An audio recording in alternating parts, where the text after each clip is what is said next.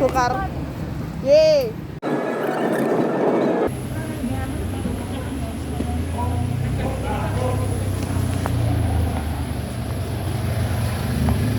Di mana, Saf? Jadi kita mau masuk. Pak, itu di situ kayaknya. Gimana?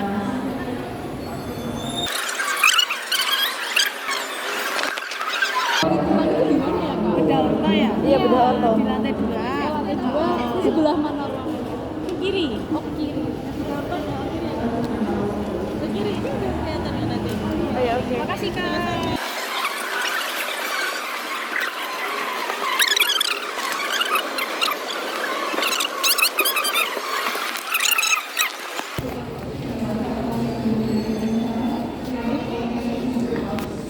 Jadi, Asya mau menjelaskan. Kita itu jangan malu. Iya.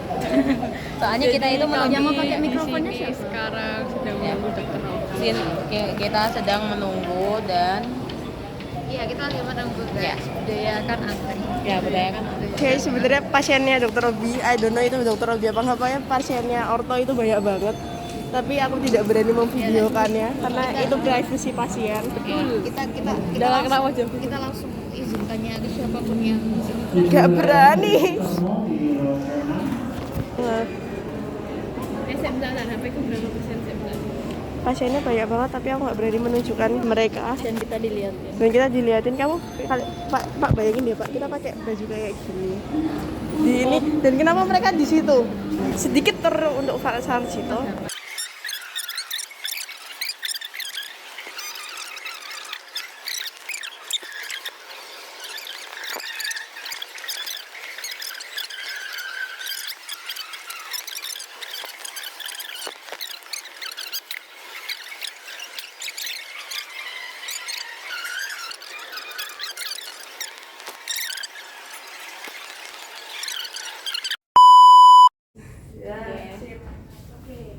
Ya saya Robi, di sini dokter ortopedi di sini yang bertugas hari ini ya. Kebetulan memang bagian Pak Bu Dokter, jadi kalau misalnya dia mau diskusikan silakan gitu ya. Nah, kira-kira apa nih mau diobrolin? Jadi kalau pengen tulang tuh banyak, ya banyak banget. Tergantung dibagi ya. Trauma atau non trauma. Trauma itu maksudnya adalah kayak misalnya segala sesuatu yang mengalami benturan gitu, misalnya kecelakaan, jatuh atau tabrak dan sebagainya itu trauma. Apalagi itu yang non trauma. Kalau yang non trauma itu banyak, misalnya macam-macam kayak pengapuran sendi tulang, ya. Kemudian itu juga dibagi menjadi penyakit degeneratif dan penyakit non degeneratif tulang. Nah, jadi kalau yang trauma jelas tadi ya, model itu yang kayak patah tulang, terus kemudian kecelakaan, misalnya yang pasien itu nyeri. Jadi kalau non trauma, jadi yang sifatnya bukan karena benturan, tapi karena suatu proses yang berlangsung cukup lama. Misalnya contohnya ini, ada pasien tua, proses penuaan, otomatis kan lama-lama kan struktur tulang yang tadinya kuat nih, usia muda ini kan harus olahraga, jadi dia masih bagus untuk aktivitas, jalan masih bagus, tapi dengan bertambahnya usia, aktivitas mulai berkurang. Kemudian di dalam tulang itu ada namanya kepadatan atau massa tulang gitu ya. Jadi yang isinya kalsium, makanya kita butuh kalsium dan sebagainya. Salah satunya kalsium, kemudian kolagen dan sebagainya. Nah pada saat bertambahnya usia, otomatis kepadatan massa tulang tadi, selain kalsium dan mineral lainnya, itu semua akan mengalami penurunan. Jadi istilahnya makin keropos tulangnya. Nah itu terjadi pada usia tua biasanya. Dia makin lama makin turun. Akhirnya apa? Yang misalnya nih pada usia muda orang terbentur atau misalnya jatuh dari ketinggian atau misalnya ditabrak mobil itu bisa patah. Nah orang pada usia tua karena kepadatan massa tulangnya menurun, jadi hanya misalnya jatuh kepleset aja bisa patah. Jadi karena tulangnya sudah rapuh, jadi gampang mengalami patah istilahnya gitu. Itu kita sebut osteoporosis. Nah, terus kemudian banyak lagi yang lain. Contohnya penyakit yang lain adalah penyakit karena usia, salah satunya yaitu osteoartritis. Artritis itu artro itu sendi, artro itu sendi. Jadi pengapuran pada sendi sebenarnya. Banyak yang bilang peradangan pada sendi, sebenarnya pada definisi sebenarnya benar adalah pengapuran sendi, itu yang bahasa awamnya. Jadi karena usia juga, misalnya tadi yang tadinya seharusnya cairan sendi itu ada ya lama-lama kan berkurang. memang bisa berkurang bisa bertambah gitu ya. Umumnya makin berkurang terus tulang rawan sendinya itu ya, artikular cartilisnya, tulang cartilage tulang rawan sendinya itu juga sudah kayak elastis lagi, akhirnya gampang rusak, gampang lecet. Nah, akhirnya terjadi apa, pengukuran, di sana muncul tulang-tulang baru, akhirnya pasien sakit. Nah, itu salah satu yang bentuk non trauma ya, kita sebut sebagai penyakit degeneratif namanya. Itu misalnya pada usia lanjut tuh. Kalau pada anak-anak beda lagi. Misalnya kelainan pada anak-anak itu banyak, misalnya kelainan pada pediatri, misalnya kelainan tumbuh kembang misalnya, atau kelainan bawaan lahir itu banyak tuh, misalnya contohnya pada clubfoot, istilahnya kaki pengkor ya, misalnya kalau bahasa awamnya itu ya bentuk kakinya yang nggak normal, bentuknya seperti ini, kakinya bengkok ke dalam ini, ya. Nah itu namanya kaki pengkor istilahnya bilangnya. Tersebut clubfoot atau CTEV gitu ya. Itu banyak, selain itu juga banyak ada cerebral palsy dan sebagainya. Kelainan pada anak-anak tuh banyak banget, luas banget ya kelainan. Terus belum lagi masalah yang lain, penyakit lain yang non trauma ya. Jadi banyak, kalau di ortopedi itu tulang tuh banyak kelainan. Kita sebut namanya singkatannya cinta denganmu, yaitu C itu kongenital. Kongenital itu yang tadi didapatkan dari lahir. I-nya itu kelainan akibat infeksi misalnya. Infeksi. Jadi tulang itu kalau misalnya terjadi infeksi namanya disebut osteomyelitis. Nah, jadi infeksi itu banyak, bisa terjadi tulang, bisa terjadi sendi. Nah, kalau di sendi kita sebut septic arthritis. Nah, terus T tadi trauma, D-nya atau D-nya itu yaitu degeneratif. Kemudian yang terakhir adalah metabolik. Jadi cinta denganmu, gitu misalnya ya. Jadi metabolik itu contohnya apa? Itu misalnya teman-teman dengar tuh ya, masalah kayak asam urat gitu ya, atau misalnya sakit diabetes tapi memiliki juga masalah pada kakinya, misalnya kaki diabetes. Nah itu juga berkaitan sama tulang juga gitu ya. Penyakit lain misalnya kayak penyakit gagal ginjal itu bisa menyebabkan terjadi osteoporosis. Jadi osteoporosis itu dari usia tua sebenarnya, usia muda juga bisa. Nah, tapi apabila terjadi karena penyakit yang menyertai, misalnya kayak penyakit ginjal itu ya. Kalau penyakit ginjal itu biasanya menyebabkan dia penyerapan kalsium terganggu, penyerapan vitamin D terganggu, yang mana kalsium sama vitamin D itu berpengaruh dalam bentuk massa tulang tadi. Bayangin nih, nggak ada yang membentuk massa tulang, otomatis tulangnya keropos atau kopong gitu ya, kayaknya apa gampang patah. Jadi orang-orang misalnya, kan sekarang lagi rame nih anak-anak muda yang cuci darah itu kan karena gagal ginjal, lama-lama tulangnya pasti akan keropos gitu, resiko patahnya tinggi, cuman jalan dikit aja kesandung plak gitu. Ini bisa terjadi seperti itu, karena termasuk salah satunya kalau orang yang kurang aktivitas misalnya pada pasien obesitas, pasien yang gemuk banget itu ya, misalnya berat banget, BMI-nya, body mass index-nya atau indeks massa tubuhnya misalnya itu besar, maka dia resiko penyakitnya juga akan banyak, salah satunya termasuk tulang tadi ya. Jadi kalau ortopedi ini sebenarnya masalah bukan cuma tulang, tapi semua struktur di sekitar tulang tadi, tulang, sendi, otot, terus saraf, urat, sama tendon juga. Jadi ortopedi semua, jadi semua anggota gerak ini cakupannya ortopedi gitu ya. Kecuali perut ya, banyak sebenarnya kalau ngomongin tulang banyak banget ngomongin tulang. Jadi masalahnya tadi itu secara umum tadi ya. Jadi di sini banyak nih pasien-pasien yang datang ke poli itu datang kontrol, otomatis kan pasti bukan yang gawat ya. Kalau gawat pasti lagi udah begini, tadi trauma, kecelakaan, patah tulang, dislokasi bahu. Bisa dislokasi itu istilahnya sendi keluar dari tempatnya gitu ya. Kalau di sini pasien umumnya yang relatif nyerinya terkontrol, dia masih bisa aktivitas, bisa ngobrol. Dari 140 pasien itu beda-beda semua. Masuk tadi salah satunya adalah cedera ligamen, itu juga banyak.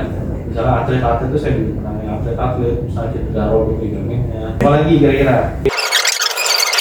Jadi ya tergantung derajatnya ya. Osteoporosis itu kan dia menjadi perubahan bentuk derajat pada tulang belakangnya ya. Kalau derajat ringan sebenarnya kalau dibilang sempurna untuk kembali terus itu memang agak susah gitu ya. Dulu derajatnya berapa? Yang tadi? Lupa, tapi masih yang kayak ringan banget, nggak perlu pakai terapi selama kurang dari 30 sampai 10 itu biasanya itu masih ringan, masih nggak masalah ya. Dia nggak akan bisa lurus bener kan? Tapi yang dilakukan adalah untuk mencegah supaya dia nggak bertambah lakukannya, derajatnya nggak tambah berat. Jadi kalau dibilang bisa nggak meluruskan tanpa operasi, terus terang susah gitu ya, umumnya dengan operasi.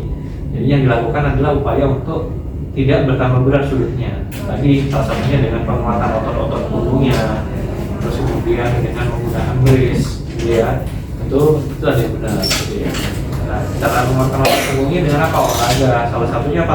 Nah, nanti biasanya dilihat pada usia pertumbuhan. Kalau usia pertumbuhannya sudah nutup, maka skoliosis nggak akan bertambah berat, gitu ya. Jadi misalnya sekarang 16, kalau perempuan rata-rata 16 itu biasanya sudah matang, biasanya udah tulang itu udah tumbuh lagi. Tapi beberapa sampai 18 pun ada. Jadi dilihat sampai 18. Nah, nanti kalau misalnya sudah menutup lempeng pertumbuhannya, sudah nggak tumbuh lagi. Nah, biasanya dia kemungkinan bertambah derajatnya cuma 1 derajat per tahun. Ada lagi nggak? Tadi itu kita aku lupa T atau satunya tadi cinta ya. N-nya belum tadi. Oh iya, ini belum. N-nya itu neoplasma. Neoplasma itu tumor misalnya, tumor atau kanker. Jadi misalnya ada kanker tulang atau kanker otot gitu ya, atau soft tissue atau jaringan lunak. Karena istilahnya prognosis itu istilahnya ya masa harapan hidupnya dia juga bergantung sama jenis kankernya itu, gitu ya. Jadi karena kanker itu tidak semuanya bisa sembuh sempurna, enggak, itu tergantung stadiumnya atau derajatnya. Kalau kanker tulang karena itu, maksudnya saya nggak menyalahkan, sebenarnya itu prosesnya dalam ya, maksudnya tadi saya bilang dari faktor internal sama faktor eksternal. Jadi faktor internal di salah satunya tadi, dan salah satunya kaitannya sama tadi karbon. Karena gini, sel kanker kan sel ya, sama kayak sel biasa, sel normal, di mana dia butuh hidup.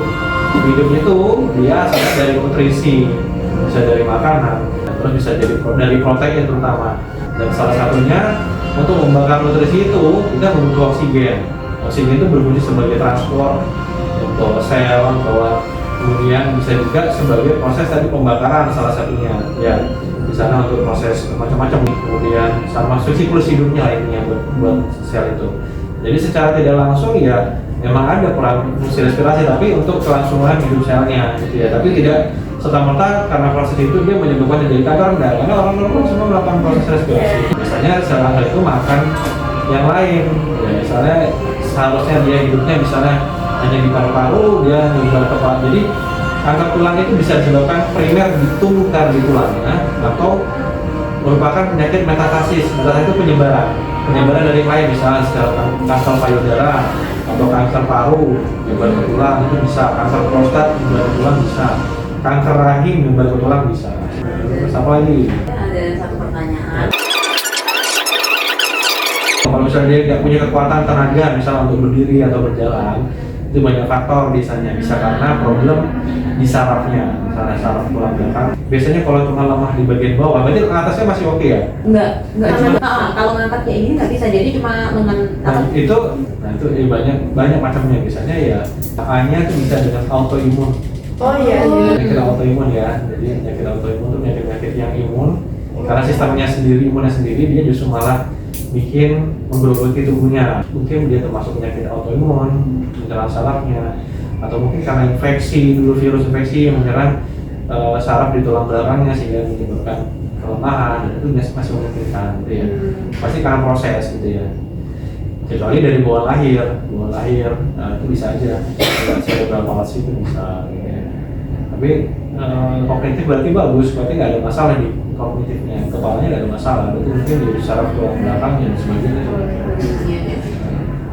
Maaf ya, itu tidak masuk ke sekolah ini apa yang khusus disabilitas itu kan?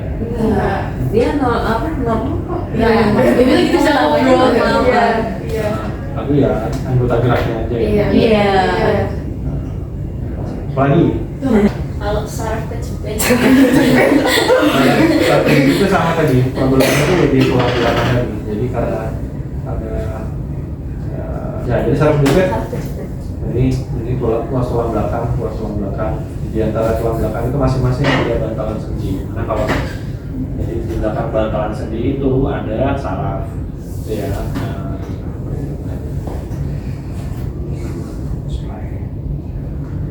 Jadi kan tulang belakang nih, kan tulang belakang. Bawahnya itu ada bantalan sendi. Jadi masing-masing ruas tulang belakang ada bantalan sendi. Mana belakangnya itu saraf, pun itu saraf. Nah, jadi kalau misalnya pada proses misalnya degeneratif pada usia, kan tadi kan salah satunya baik cairan sendi maupun bantalan sendi biasanya dia akan melunak, gitu ya. Akibatnya apa? Jadi akibatnya apa? Jadi karena bantal sendi udah nggak rigid lagi, udah nggak kuat, otomatis dia akan kendor, akhirnya mendapat tekanan dari atas, dari tulang belakangnya. Karena tulang belakang melakukan si bantalan kan kayak donat tuh, jadi kalau misalnya ditekan kan bantal itu kan pasti melebar gitu ya. Jadi otomatis yang bagian bantalan sendi itu akan melebar menekan saraf di belakangnya, itu adalah saraf kejepit. Nah itu jadi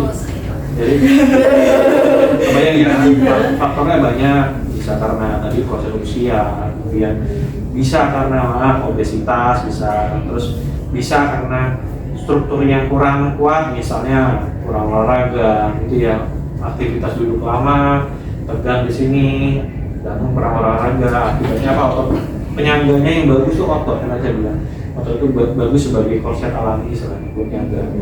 Jadi kalau strukturnya lemah, nggak ada yang support tulangnya, akibatnya tulangnya bisa tekan bantalan sendi akan saraf, jadi saraf itu sakit.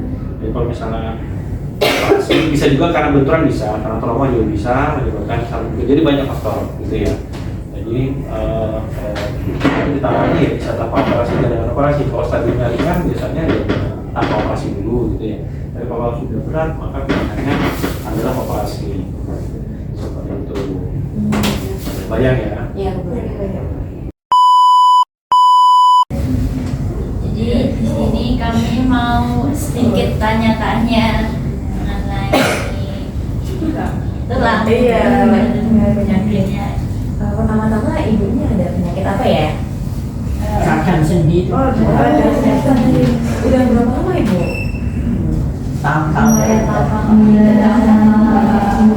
Tapi bengkoknya itu belum lama. Udah sampai ibu.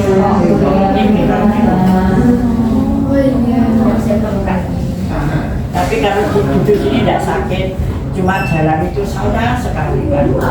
Diri lama-lama nggak betah. Kalau sembahyang itu kalau sudah selesai itu selonjor mama. Soalnya bantalannya itu yang tetap aja.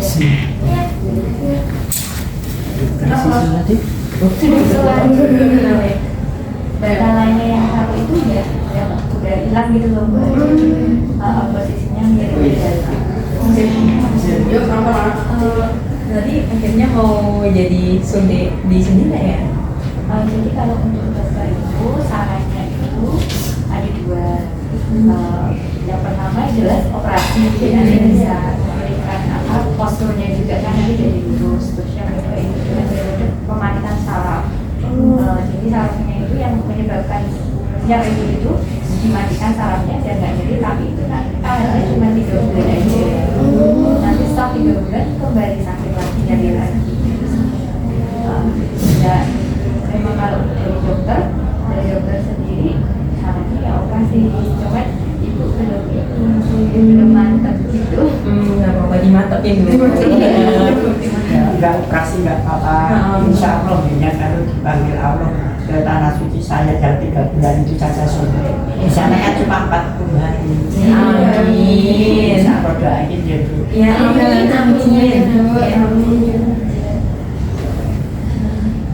Kamu bicara kalau boleh tahu kayak gejala awalnya gitu terus akhirnya tahu untuk berobat itu gimana? Yang pertama yang jelas gejalanya nyeri ya, sakit badan gitu. Pertamanya saya kontrol itu di klinik yang dalam. Lantas saya ditanya-tanyakan kok lutut saya sakit, ini sakit. Lantas lama-lama terus dirujuk ke tulang, dokter Amri, kan saya ke dokter Amri beberapa bulan. Lantas saya kalau ditanya gimana sih masih sakit ya dokter, masih nyeri, masih cepat-cepat, saya rujuk ya ke Sarjito. Mudah-mudahan Allah memberi maaf di sini ini lantaran dokter Amri sini. Nyeri itu aja sih yang kelihatan. Kalau duduk ini nggak sakit, tapi jalan itu nggak betah kamu saya. Kalau malah cepot-cepot gitu. Jadi kalau gini saya nggak sakit, merasa nggak sakit kan biasa-biasa saja tuh. Tapi kalau jalan, Oh iya. mungkin ya sudah lama itu Pak itu yang bisa, tapi ya maka baiknya kalau pribadi penyakitnya ini kan ya. Iya. Sendi ya jadi. Dari sendiri. Iya. itu cuma lutut bagian kanan. Sini ya sakit tapi tidak begitu sakit, tapi yang sakit itu ini. Tapi nanti hari ya sakit ini sakit. Sudah tua juga.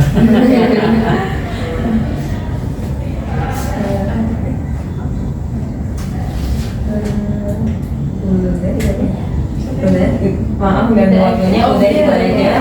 Maaf banget ganggu waktunya tadi. Terima kasih atas kesediaannya buat diwawancarai. Ya, ini kami Makasih sekali ya. Selalu ya Mbak. Mudah-mudahan semua sukses ya. Amin. Ya, bisa salam doa semua. Amin.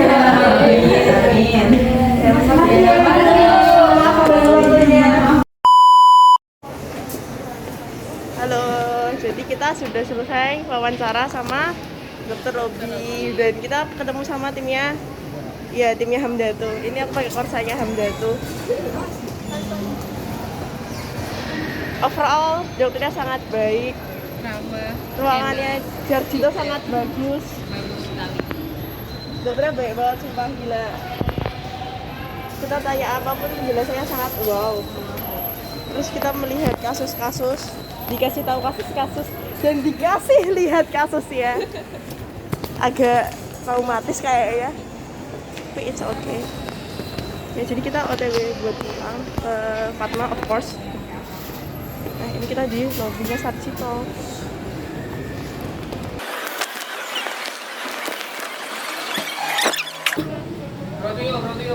Ya, mari.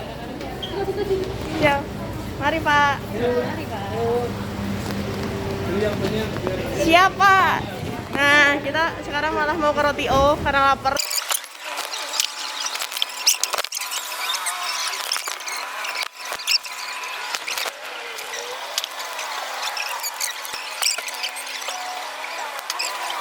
Jadi aku tadi ngerekam sama suara dokternya, suara pasiennya. Itu totalnya 1 jam 17 menit 38 detik.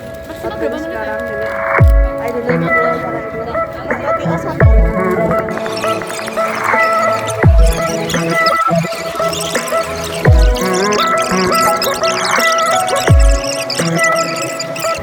Yo guys, kesan-pesan kalian apa setelah wawancara? Dokternya asik.